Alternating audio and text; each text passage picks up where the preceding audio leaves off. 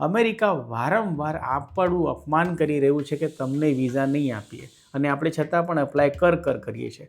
તાજેતરમાં જે ટેક્સાસે, અમેરિકાના ટેક્સાસે H1 વિઝા આપવાના બંધ જ કરી દીધા છે. એમનું એવું માનવું છે કે ભારતીયો H1 વિઝાનો દુરુપયોગ કરી રહ્યું છે. દર વર્ષે લગભગ 2 લાખ H1 વિઝા અપ્લાય થાય છે, અપ્રૂવ થાય છે.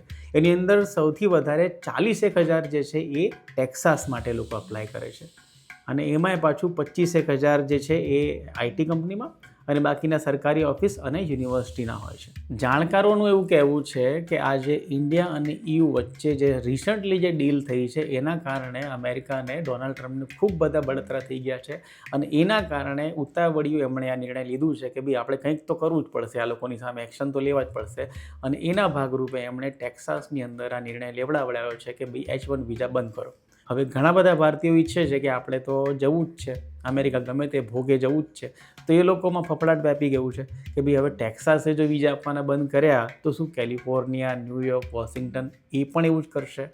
બની શકે કે કરે, પણ અમેરિકાની અંદર જે ટોટલ 50 રાજ્યો છે એમાંથી 26 રાજ્યોમાં ડોનાલ્ડ ટ્રમ્પની રિપબ્લિકન પાર્ટી જીતી છે, અને બાકીના 24 રાજ્યોમાં ડેમોક્રેટિક પાર્ટી છે.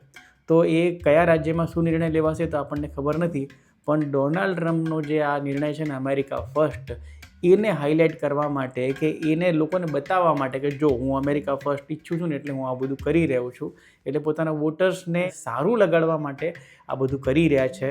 પણ તમને શું લાગે છે કે આપણું ભારતીય લોકોનું એ સતત હળાહળ અપમાન થઈ રહ્યું છે છતાં પણ ઇન્ડિયન્સ કેમ ત્યાં H1 વિઝા કે બીજા કોઈ વિઝા અપ્લાય કરતા હશે, એનું તમને શું કારણ લાગે છે?